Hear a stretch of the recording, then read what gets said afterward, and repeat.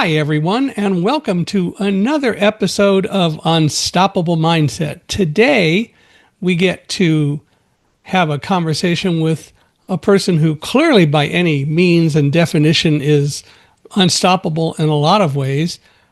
Kara Joubert is 21, she says.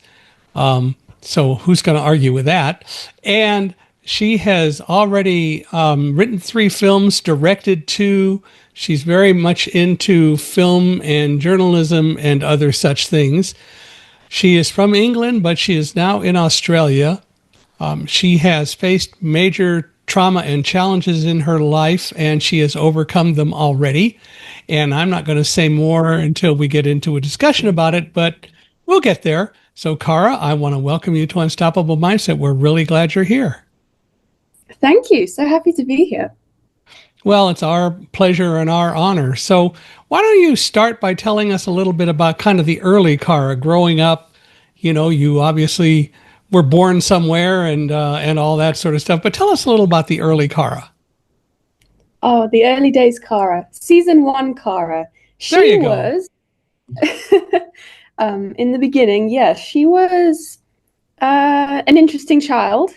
And I look back with a degree of fondness. She was quite a creative individual. And I enjoyed drawing obsessively and all things creative and expressive, even in my younger days.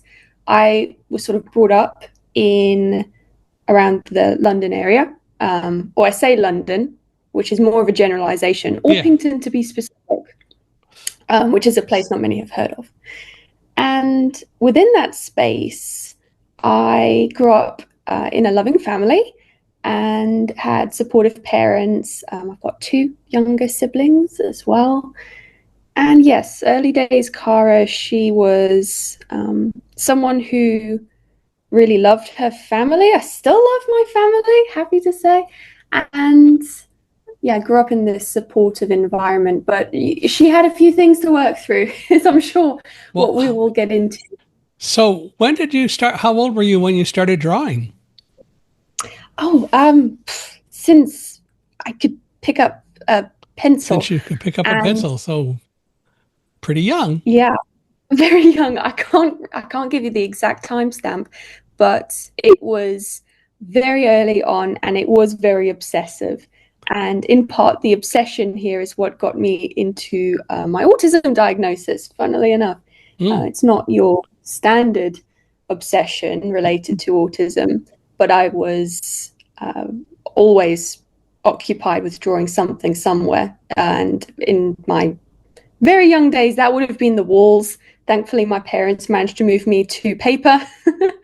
And yeah. That's fair. So what did you draw? What kind of pictures? Everything that I could see, really. And I was a perfectionist from a very young age. And I'm sure there were several tantrums tied to the fact that I couldn't quite get something right. But yes, I thoroughly enjoyed drawing what I saw around me. And I would say, yes, with that obsessive mindset does definitely come a degree of perfectionism. And look, I love drawing to this day, certainly. And I wouldn't say I'm terrible at it, but it was something, that really, I think, liberated my younger self, because she did struggle, that season 1 Kara, with socializing, and drawing was just this amazing escape. Well, you've had 19 or 20 years to practice drawing, so hopefully you would be pretty good. Yeah, I should hope so. Have something to show for it. So you kind of, to a degree, sort of hid behind or within your drawings or around your drawings, and you let them kind of be your voice? Definitely. Absolutely. And that did move on to writing further along the line, where poetry became a massive form of self-expression. And at times that did get me into trouble. But again, it was that creative outlet that really does help, I think, someone understand their own feelings, the world around them. There's a great joy in being able to do these things. So what kind of trouble did it get you into, or how did it get you into trouble? Just because you focused so much on it, or? Well, there's a specific example I'll give. When I was in secondary school, it wasn't a great time of my life, and the school itself was quite problematic. And I was told, I need to create something for a showcase, which takes place, I think, every spring. And I was told I need to make a poem because apparently I was reasonably good at that. And I did, but the thing is, I couldn't force any feelings of, I suppose, happiness or joy that I didn't feel, because at the time I was being bullied by both teachers and students. Mm. And I didn't have any friends and felt very isolated. So I created a poem which discussed my feelings here. And I did throw a happy ending to that poem, because I think even then I understood that there's always hope for a better day. So it was, however, I suppose, depiction of my negative feelings at the time, the fact that I was quite openly saying, I don't fit in this school and I feel unaccepted, in so many words, Mm. that eventually I would say was a massive catalyst in getting me not kicked out of the school, socially kicked out of the school. I kicked myself out at a certain point because the teachers had said there was no hope. I was going to need to be put into an special education stream, and my parents took me out. But part of the reason for them taking me out was this isolation, and the isolation did increase after I'd read this poem aloud. It was at that point where the community, I think, decided that I was and my family were not welcome. How did your parents cope with all that? My parents, they took it head on. And, I will say that, sure, there are two sides to every story here. And I don't know under what pressures the teachers were under, but certainly they did make life quite difficult, because it wasn't just me, it was my youngest siblings as well who were going Mm. into the school. And I think they tried to keep the peace for so long, but there was a point where they realized actually it would be better for all of us as a unit, as a family, to try other schools or go, further outside of this community. And we couldn't get into the school, or I couldn't get into the school that I wanted, which led into homeschooling. So I was electively homeschooled. Mm. Well, you talked a little bit about in our previous conversations and so on, the fact that you had some PTSD. What caused that? So the PTSD was caused by a trauma in my youth. I was around 10 years old, and that led to, I suppose, even more anxiety than perhaps I'd Mm-hmm. felt in my younger days. And I was a very anxious kid from the onset. But then this trauma occurred, which did involve the fear of dying. It involved a lot of things among that. And it was a lot for me to process. And I'll Yeah. admit it took a long time for me to be able to get to a point where I could say, all right, I need therapy. And that Mm-hmm. was the best change I've ever made in my lifestyle, was moving into therapy. But I think the PTSD did, by the time I moved into therapy, it did have a negative impact in quite a few aspects of my life. And I think my schooling was one of them. Looking back, teachers saw someone who might have been a little distracted at times, who might have zoned out every once in a while and seemed, overall very anxious. And they could have read that as antisocial. Mm. And I wanted to socialize. I really did. It's just there were things going on in my mind which I didn't realize as having such a strong hold over my life as it did. And the result was, though, that you were viewed as different. Yes. And the feeling of being different is something that stuck with me for, I think, all of my life. Even now, it's just when I was a child, that was more of a negative thing. And in my teenagehood, I think every teenager feels different. Mm-hmm. But certainly when I was a young kid, I can recall feeling with this autism like I'm living in a glass box, unsure of how to interact with people on the other side. And with the PTSD, that box felt like a cage. It was just an extra layer of fear put onto my, I suppose, social anxiety, which made it even more difficult to connect. So how did the PTSD manifest itself? Right. So PTSD has a lot of symptoms that can come with it, and it's different for every person. For me, this was a lot of nightmares. It got to a point where I was actually afraid to fall asleep, but so tired that it was difficult to cope in any case. So nightmares was a big one. Intrusive thoughts is another, and this accompanied a diagnosis of OCD. So with PTSD comes other sort of baggage, and that can be social anxiety, that can be OCD. A lot of people talk about this experience of reliving the trauma, or at least being in this overall sort of heightened sense of anxiety and fear. Apprehension, I think, is probably a good word. Just being on edge, on the lower, I suppose, end of the spectrum, although dreadful though it is. And then on the higher end, feeling as though they are actually physically reliving whatever the trauma was that first occurred to them. And trauma can come through a variety of ways. I mean, one thing I would say to people about PTSD is never assume someone's trauma, because it can lead from physical abuse to emotional abuse to sexual abuse, accidents, illness, and there are other things as well. You can get secondhand trauma from someone else, and that can develop PTSD as well. But in my case, it was a variety of symptoms, but the massive one, I would say, was extreme anxiety and fear. What caused that? What caused that? So PTSD is, and I can say this as someone who has, and I believe, been healed from PTSD, it no longer impacts me the way that it used to, is it impacts the brain in very interesting ways. And once you start to look into the science of it and understand it, it makes sense.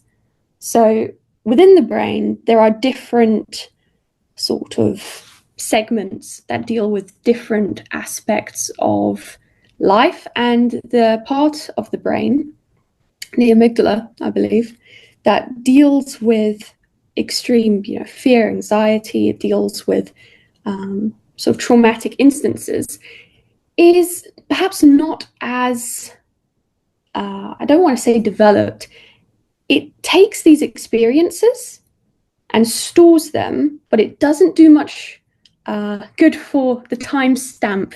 It doesn't understand the fact that this has passed. It sort of holds on to this memory as if it's in the present, which is why you get these sort of reliving experiences as someone with PTSD, and why it can be quite difficult to move away from a trauma, because in a sense, it feels like you're still reliving it.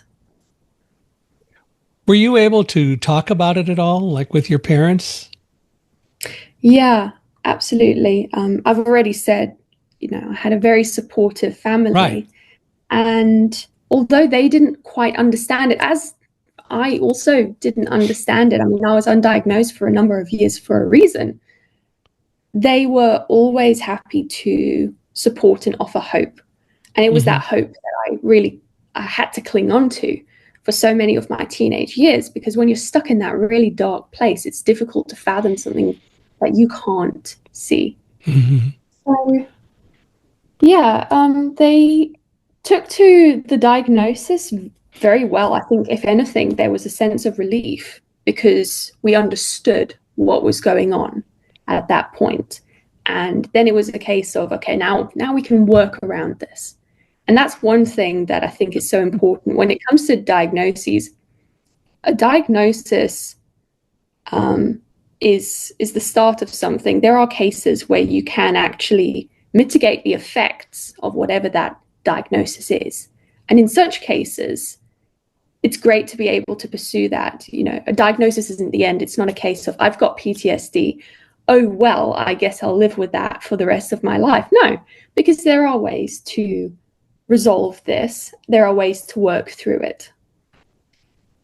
So you mentioned earlier you were also diagnosed with autism. Did that contribute to all of the PTSD and the obsessive compulsive behavior, do you think? I think there might have been some crossover. And I don't know as to how much of an effect the autism had on my PTSD, because PTSD is born of a trauma response, and anyone can experience that and react adversely to it. It isn't dependent on autistic factors. I mean, I'm sure there is some research into this, and it would be really interesting to look into, but I didn't at least see it as a correlated sort of diagnosis. I think with OCD, though, there was definitely some crossover. And I do remember my therapist discussing this very briefly, that there is, you know, when you have one diagnosis, sometimes you get a few in there as well. And I mean, the full rap sheet was PTSD, OCD, social anxiety disorder, and autism. So I almost had the full alphabet for a while. Yeah, definitely. In a lot of ways, definitely so. How Yeah. old were you when the autism was diagnosed or discovered for sure? I was 7 years old, and that Okay. diagnosis was quite difficult to get. My mum had to fight for it because a child who draws isn't your standard example of someone who was autistic. Right. It was probably more obvious in how I handled social interactions, which was I didn't handle social interactions. I didn't have the tools, didn't understand sort of the almost unwritten rules of socializing, where I'm sort of expected to just know how to socialize, how to interact. And I think younger me would have benefited from a how-to guide, but yeah, that was Yeah. probably more evident. Unfortunately, a lot of these things exist and nobody's written the manuals for them. So what do you do? Yep, that's it. Get an Well, autism diagnosis, I get suppose. an autism guide. Well, maybe AI nowadays can help with that. Who knows? Maybe, but AI's got a few things to say about you, and I can't say they're all accurate. It says your first guide No. dog was Roselle. Yeah, well, it doesn't always get things exactly right. Roselle was No, number 5, Squire was number 1. that's it. So, hopefully, though, over time, it learns and it will not exhibit trauma and it will not be autistic, but we'll see. We shall in good We'll time, see and what hopefully it doesn't destroy us all. That's the other hope. well, there's that too. So, how old were you when your PTSD was actually diagnosed? I was 17 when it was diagnosed. So that So was a long time after the autism. yeah, So, how did you finally decide to go see a therapist or go down that road? I think it just got bad enough. And we know a therapist through a family friend. And, you know, I was having all of these symptoms. And I think it was my mum who reached out on my behalf and said, look, is this normal at all for someone in her position? To which the therapist replied, yes, actually. And you know what? That first confirmation that I want to say normal. Let's not overuse the word because I Right. think all things considered, it's probably the incorrect term to use. At least the symptoms were persistent with someone who had gone through what I had. And yeah, I mean, all in good time. I think there will be a time where I can explain the trauma in greater detail. But today, at least, it's just a case of, you know, this is PTSD. This is what it feels like. And this, I am living proof that there is light on the other end of the tunnel, because for a long time, I knew what that dark place looked like, and being able to live free of that, just on a day-to-day basis, I can't help but be completely overwhelmed with gratitude. So, I think from what you've said, there was a time when you really felt that you were different from the people around you. When was that? Or what point did you feel that way? I do think this would have been, I can recall two separate times. The first would have been when I was much younger, and I felt like I was living in that glass box. I didn't know how to cross the bridge, and it did feel like there was this barrier between myself and other people. And that social, I suppose, anxiety, I knew was not normal. And I didn't feel as though I suppose, had the tools. I didn't know how to use them, I think, even if I was given them. And for that reason, I did have to be taken out of school, because my anxiety got to a point where it was just completely overwhelming. And in my teenage years, I think it was probably standing among peers, seeing all these people interact. And I'm thinking, why aren't they afraid? Is there something so inherently different about me that I'm constantly living in this state of fear? Yeah. But at some point, you realized that while there was a difference and that it wasn't normal, you must have figured out that's something that you can address and hopefully resolve, I assume. Yeah. And it was that hope that carried me through. I would say I am a Christian, and within sort of the Christian sphere, you hear a lot about God's good plans. And although I didn't see it at the time, I had to put hope and faith that one day things were going to get better. I don't know where I would have been otherwise.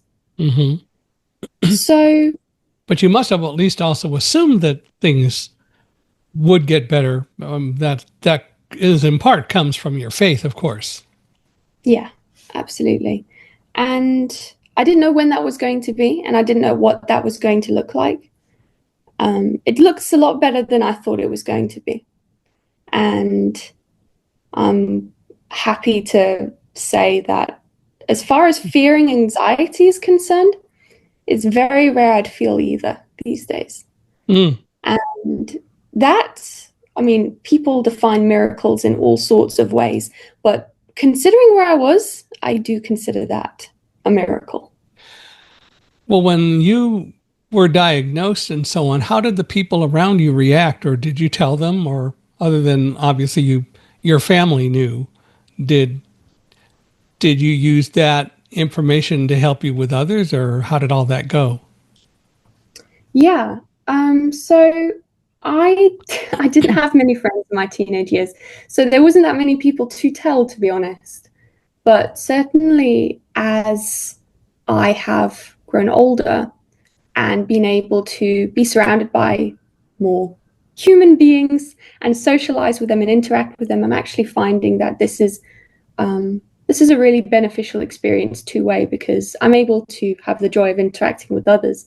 And in certain cases, I will share the PTSD and the corresponding perhaps experience with trauma, which had elements of both a fear of dying and sexual trauma as well. So a lot of people undergo, unfortunately, these sorts of things at some point in their life. The current stat in the UK is 1 in 13 children have PTSD, and 1 in 10 adults will at some point experience PTSD. That is quite a high portion of the population. It So, is. yeah, I It mean, is. I It's have high. to, Yeah, absolutely. And it's something that I do wish people would talk about more, because you get perhaps more attractive diagnoses. PTSD isn't one of them. It's quite ugly from at least that point of view. But look, I'm a firm believer in the potential that a human being has to overcome their trauma and to be liberated from the past. So I will share my experience with some people. It tends to be select audiences, because I understand that it's quite difficult for some people to hear. And I I always want to approach it with a point of view of uplifting someone and imparting hope and support, because hope is good and all, but sometimes support is just as important. And being able to tell people to get help, find therapeutic help is very important. Since you come from a background of faith, which I think is extremely important, but can you absolutely really cure PTSD, or is it something that will always be there? Or because you have faith and the knowledge that you do, you can truly say, I've cured it? Well, I will say this. The faith kept me hoping for a good future. Therapy gave me the healing. And then to go full circle, faith also gave me peace closer to the end, as far as tying loose ends, emotionally speaking. And in therapy, you're taught to deal with the trauma as it is currently known, or at least I was, through cognitive behavioral therapy, which is sort of a talking-based therapy. And there are some triggers that might come through every once in a while, but it is completely possible to be healed, to be cured from PTSD. And this is generally through therapy, as it was for me. Right. And it's ultimately, although through therapy, it's a growth issue. And you've obviously grown a lot to be able to deal with this. Yeah, absolutely. And I will say one thing about people with or who have overcome PTSD that I have seen is they have, I suppose, automatically been put through quite a lot, but then the growth journey is something that gives that person quite a lot more courage, perhaps, than someone else in their years, just based on experience and life experience. I will say to people, it wasn't the trauma that made me strong. It was the healing afterwards, because the trauma itself can be pretty dire, but then on the other end of that, I'm able to take this experience and help others who have experienced something similar, and also go through life on a day-to-day basis, perhaps more aware of the hidden battles that people face.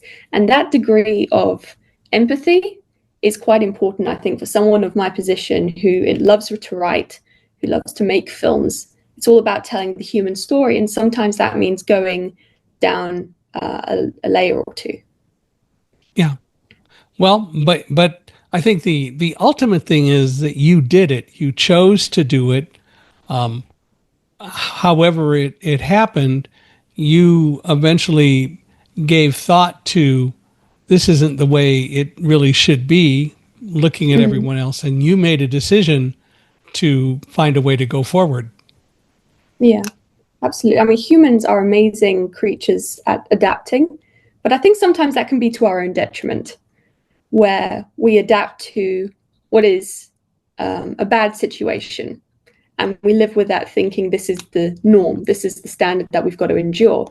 When actually, if things aren't good, it's well worth looking into a better future, a better alternative, because look, you can view this from a faith-based point of view, or you can view this from a more therapeutic, science-backed point of view. I think everyone is capable of healing with the right tools, and that's worth investing. Yeah. Well, and the reality is that it should probably be some of both because they are in a sense related. The science is great, Mm, but ultimately you have to have the conviction, and as you point out, you have it from faith, and there's a lot of value in that. But ultimately, it comes from the fact that you had the conviction that you could deal with it. And I think, yeah. however, you were brought to that place, and however you actually worked to make it happen, you ultimately are the one that made it happen. Mm. That's very well put. No, I appreciate that. Yeah, it's been quite an experience, but I know that it's one that has the potential to show others exactly that, that through hope, through therapy, no one is broken beyond repair. Mm-hmm. That's my belief, at least. Well, so I assume you are not in therapy today. No, I am not. Sometimes I'll catch up with my therapist, though. He is Well, such that's a fair. decent guy. And therapists, they're there to help you out. So automatically, I think they're quite invested, shall we say, in your life story. So I will occasionally catch up with him, but not necessarily because I absolutely have to. Every once in a while, I might book a session just because, look, I say this to everyone I meet. I think everyone needs therapy to an Mm-hmm. extent, and it's good to check in every once in a while. But as far as necessity is concerned, Mm-hmm. no, I tend to be pretty okay these days. Well, there you go. So, what is your life like today? Oh, today it is. Can I say it's incredible? Is that all right? Sure. You get people, you ask them how they're going, they say not bad. You know what? It's more than not bad. It's actually pretty good on this end. And I am, as you've said, I'm in Australia. I'm actually studying abroad, which is something I would never have imagined being able to do previously as someone who was terrified to leave her house. And yeah, I've just finished my studies for my second year, and it's been a wonderful year, which has included a few lovely surprises along the way. So yeah, things are going pretty well. Well, is this the time to say that we're having this conversation, and for you down in Brisbane, it's 6:04 in the morning. So good on you for being awake early. Yeah, I I mean know I Melbourne. know the Yeah. feeling well. Ah, man, it's all good. It's all Yeah. good. I was saying to you before the podcast started, no better reason to wake up bright and breezy than to be on your podcast here Oh, today. listen to her, folks. Well, thank you. Well, I get up early. My wife passed away in November of 2022. I was the morning person. She was more of an evening person, and we had a we worked all that out, so we all did well. But since she passed, and I do tend to do a lot of work with people on the East Coast looking for speaking engagements and so on. I get up at 4:30 in the morning, and I'm slow at deliberately slow at getting up and getting dressed, feeding the dog Alamo, and feeding our kitty Stitch, my kitty now Stitch, and then I eat Oh, breakfast. So I spend a couple of hours doing all that, and it's neat not to have to rush. mm, But it is yeah. it is nice to be up and look at the morning. And so when I open the door and let Alamo go outside, by that time, usually, at least in the summer and in the late spring and into the fall, the autumn, the birds are chirping. So I'll go, "Hi, birds, what's going on?" And it's fun to do that sort of thing.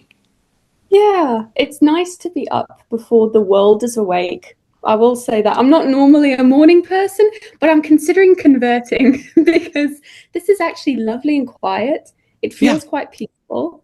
I mean, yeah, the birds are chirping, but I will say this, Michael. I think the Australian birds sound quite different to your birds Oh, because I'm sure. whatever they're saying, I don't But think it's good morning.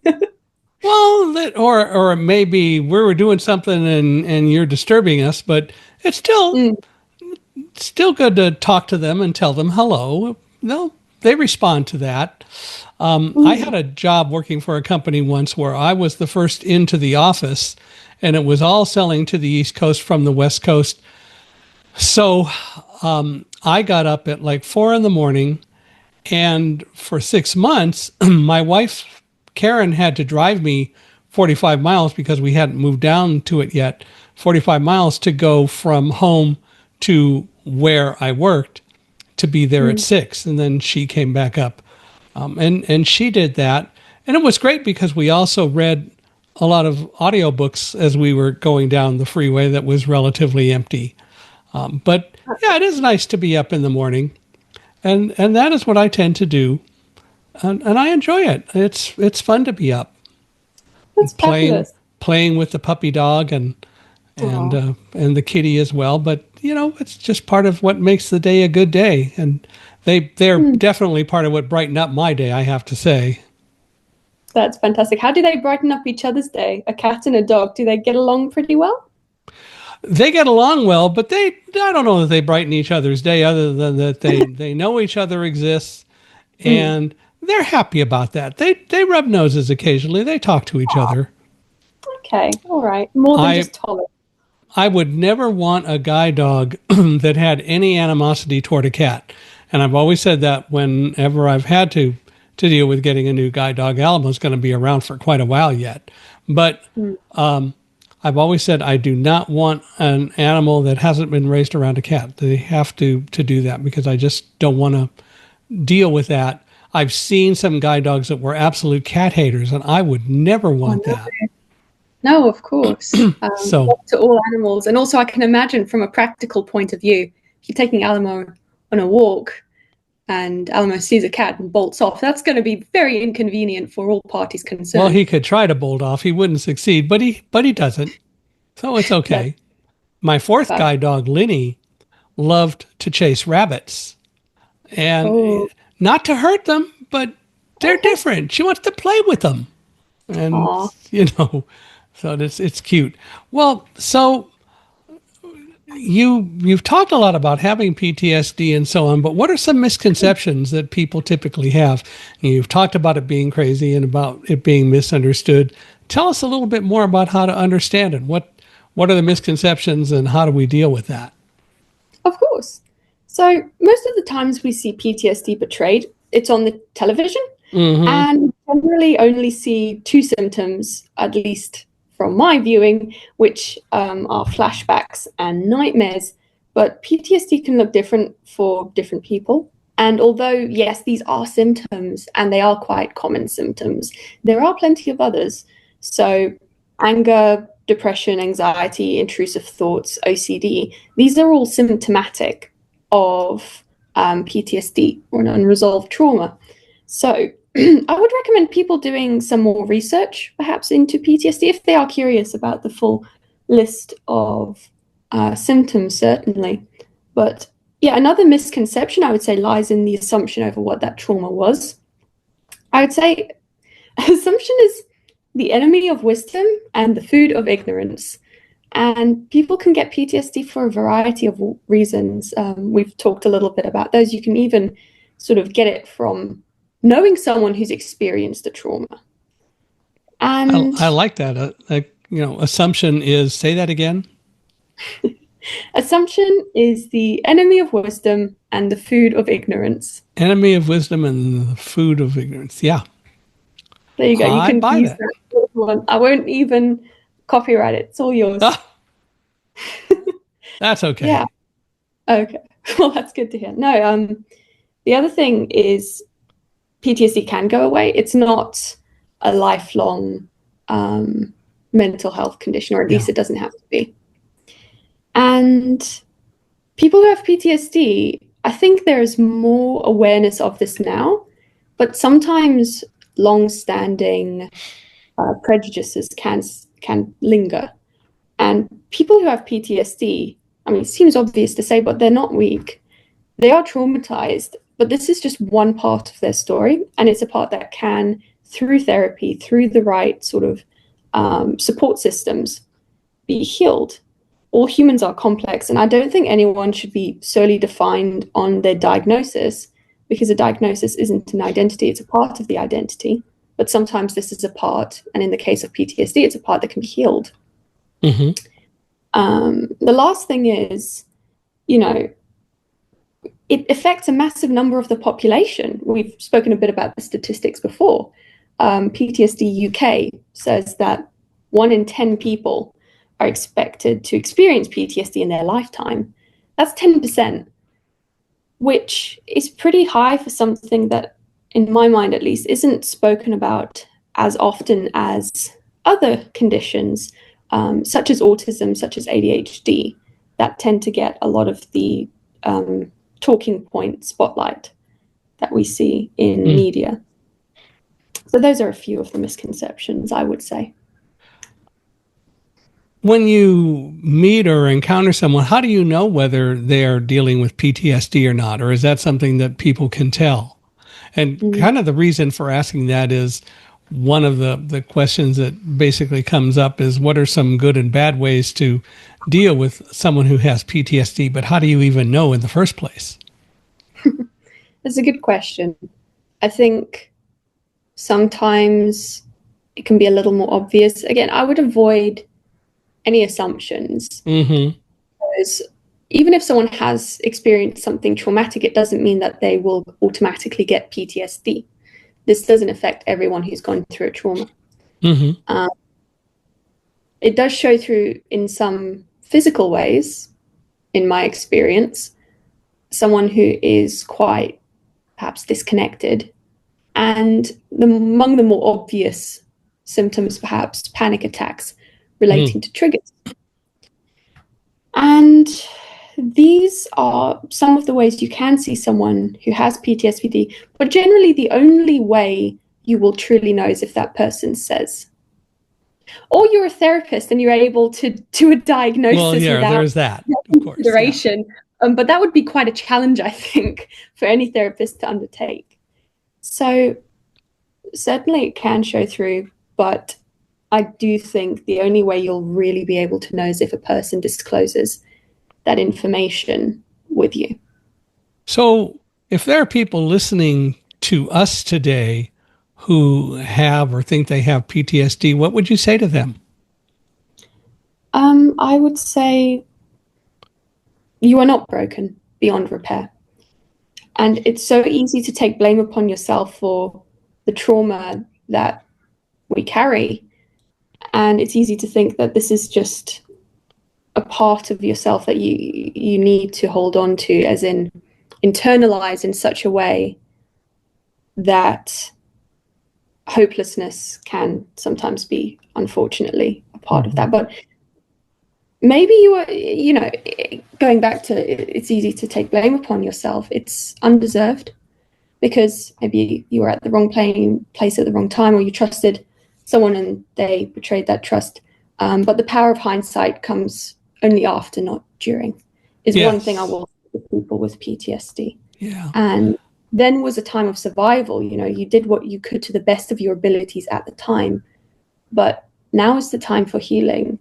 And it can be scary opening up, but in doing so, particularly through therapy, you realize just how normal you are, no matter how different, how isolated sort of these thoughts and feelings or emotions are. I mean, to go back to my story, I genuinely felt like my head was imploding every single day. And the only time of peace I really got was between waking up, that split second after waking up, and realizing I had another day to get through. That was the only time where I truly felt at ease.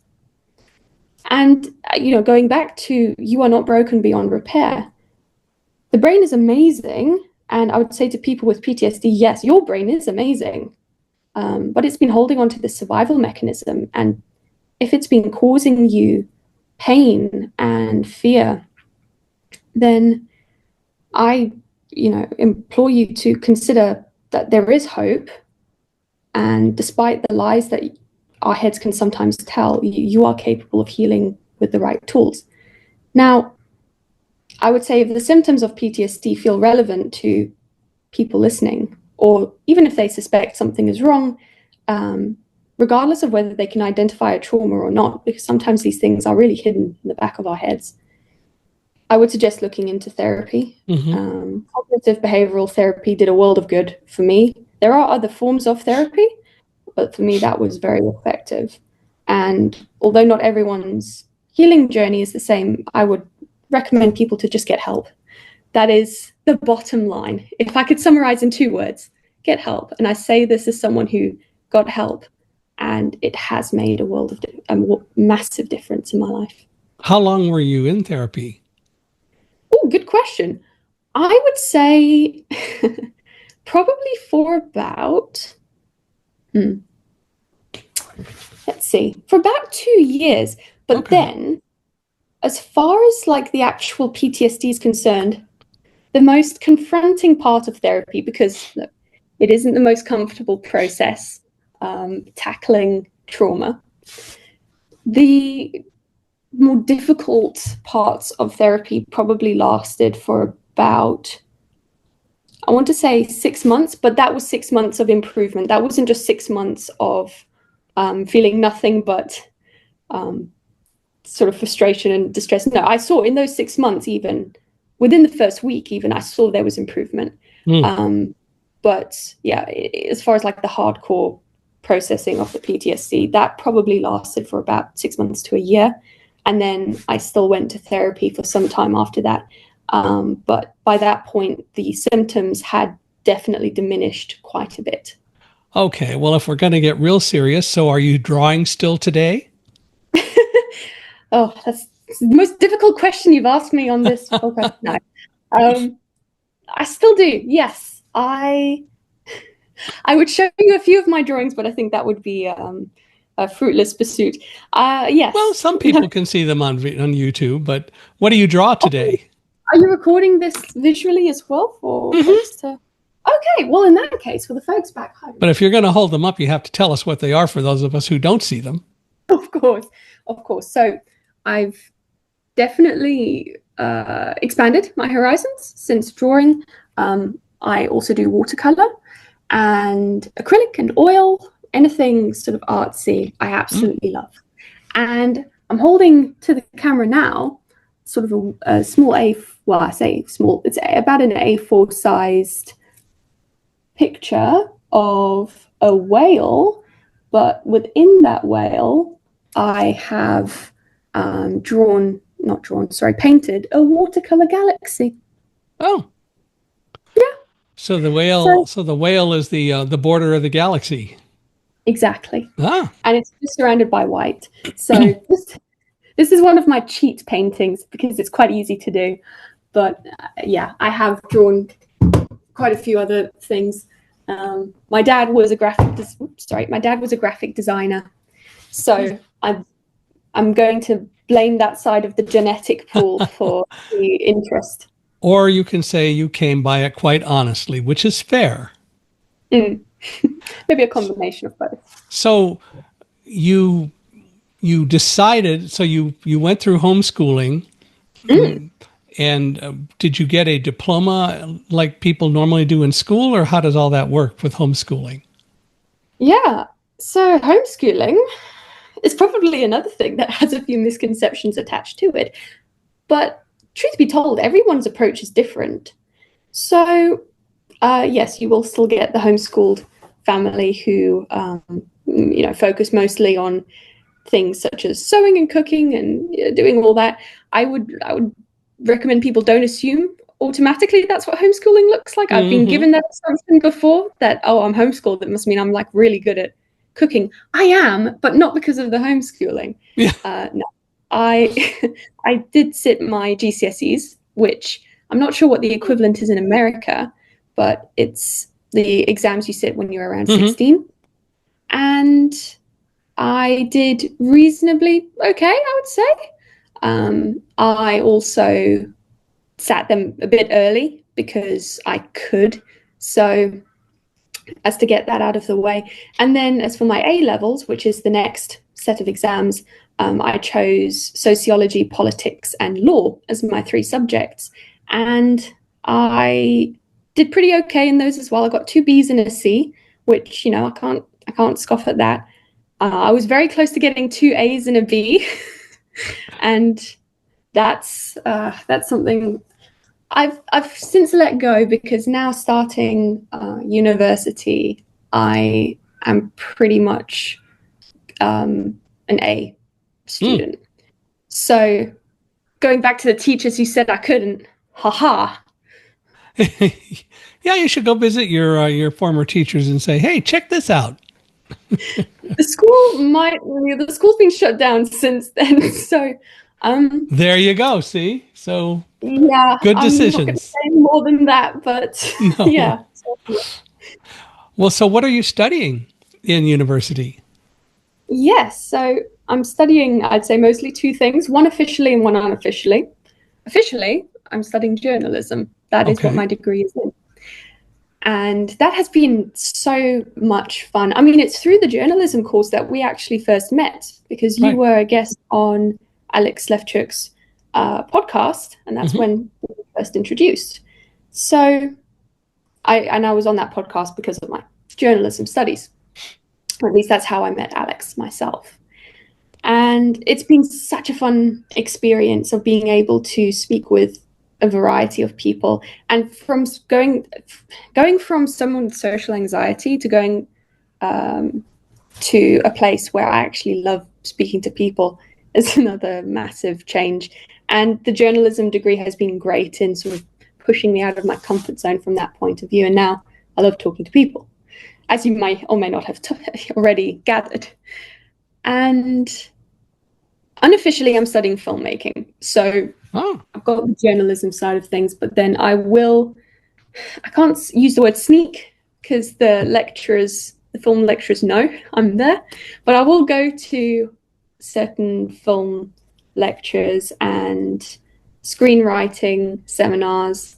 And through sort of this extracurricular pursuit, I've been able to make a few short films, which has been another incredible experience that I would never have seen coming, to be honest. in this country, we wouldn't call it sneak. We would call it auditing. You're auditing, which is probably a polite way of saying sneaking, but that's okay. I'll need to apply that. I have been called an adopted film student by one of the lecturers. Well, it's good to be adopted. That's okay. There you go. It's still a loving family. I See? feel very accepted here. Yeah, very supportive environment. It's fantastic. Well, if you could go back and talk to the younger Kara, what would you say? Oh gosh, it's going to be even better than okay. Without summarizing it, like without putting it too bluntly as to say, okay, chill. Yeah. No, I understood why a lot of the things going through my mind were quite overwhelming. And I think I need to give that kid some credit, because she definitely was put through a lot, and she did manage to get through on the other end. So I would say, yeah, it's going to be even better than okay. And you're more capable than you realize. You're stronger than you realize. Which is, of It's course, something that we talk about on Unstoppable Mindset all the time, which is that people are more unstoppable than they think they are. They underrate themselves. And it's so important that more people recognize that they can do more than they think, and they shouldn't sell themselves short. yeah, absolutely. And I That would say ha- there is, sorry, you go.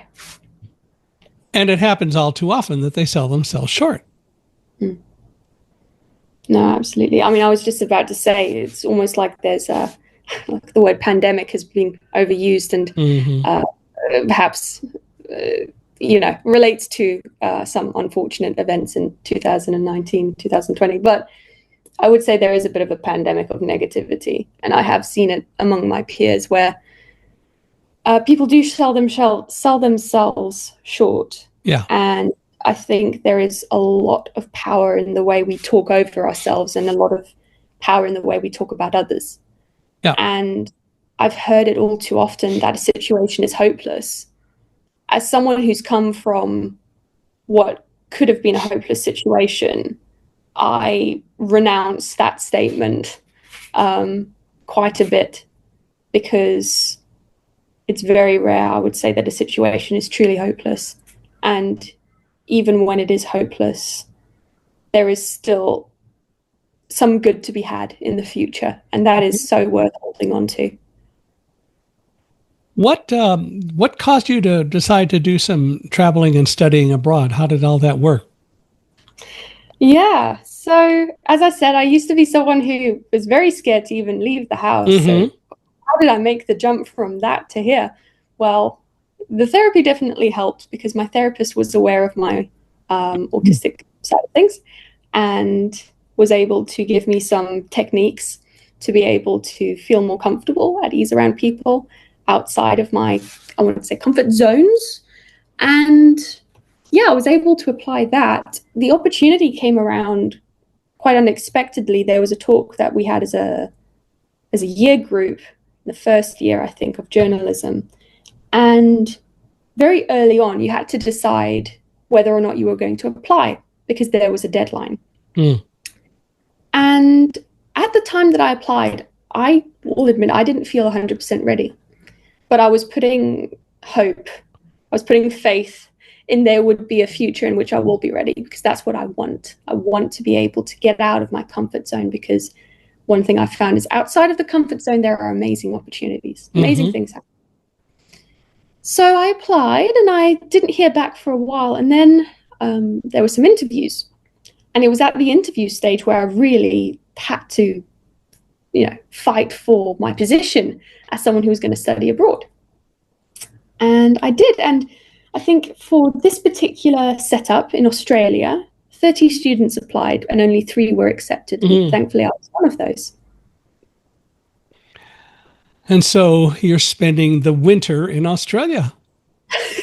Yeah, I am, which a lot of people might think isn't too bad. In consideration to the UK, perhaps not too bad, but it is getting quite cold here. Yeah. It can get cold in Australia, maybe not quite cold enough to snow, but there have been days where it's been 11 degrees Celsius, which is quite chilly. Which is quite chilly, yeah. Well, right now it's, I think where I am, about 36 Celsius. Ooh, beautiful. Degrees Celsius? We're not working in Fahrenheit? Thank you. Nope, Celsius. I appreciate that. My British self does appreciate it. Actually, it's about 38 Celsius outside right now. So toasty. Yeah, I can imagine. That's probably a little too toasty, surely. Are you planning to venture into the great outdoors, or are you staying safe inside? I'm staying mostly inside. I'll go out with Alamo a little bit, but it's pretty warm out there, so I'll stay in here. Well, this has been really fun, and clearly you've been very unstoppable and intend to stay that way, which is as good as it could possibly get, and we really appreciate it, and I really appreciate your time being here with us today. So I want to thank you for that. And I want to thank you all for listening. I hope that Kara has given you some really insightful and interesting things to think about and to go away and ponder. We hope that you enjoyed this episode. If you did, I'd love to hear from you. You can reach me, Michael H.I. at accessibe, ACCESSIBE.com. Wherever you're listening or watching, please give us a 5-star review. We value your reviews very highly. Kara, if people want to reach out to you, is there a way to do that? Of course. Yeah, I would love to hear from people. I am accessible through a variety of ways. I've got my website, which is justmyname.com. So that's Spell all that for me. Kara. KaraJoubert.com. And there people will find my project, and they'll also find a way to contact me. And I am findable on social media as Kara Joubert Media. Cool. Now, with you being in journalism, when are you going to write a book? That's a very good question. I may or may not have a few things going on the side. We'll have to wait and see. Yeah, watch this space. Well, I want to thank you again, and I really appreciate you all being here with us today. And if you know of anyone else who ought to be a guest on the podcast, and Kara, you as well, please introduce us, send us an email, michaelhi@accessibee.com. There are lots of podcast episodes. We hope that you'll find them. You can always find them on my website, which is www.michaelhingson.com/podcast. And Michael Hingson is spelled MICHAELHINGSON.com/podcast.